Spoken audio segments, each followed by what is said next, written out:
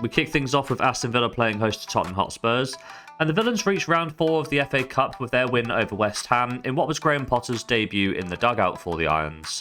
Paqueta opened the scores after 9 minutes, in a first half in which Aston Villa didn't record a single shot, let alone one on target.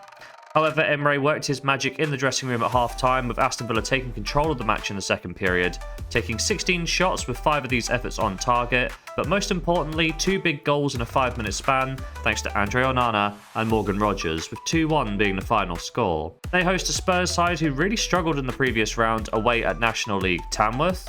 The Lily Whites needed extra time in order to prevail, with their superior conditioning showing in the 3-0 win.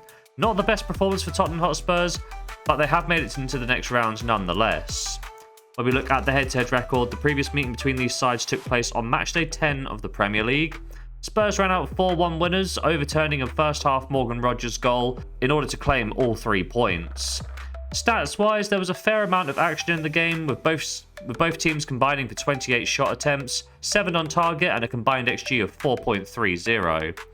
That result also made it back-to-back wins for Spurs over Aston Villa, with Villa winning each of the 3 before then. My prediction for today's game is this match is a hard one to call.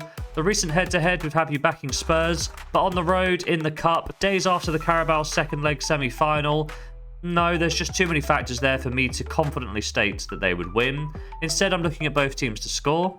Aston Villa saw both teams to score in their match against West Ham in the previous round, whereas Spurs could very well have seen both teams score in the match against Tamworth, as the National League side had multiple attempts to score in their last FA Cup match.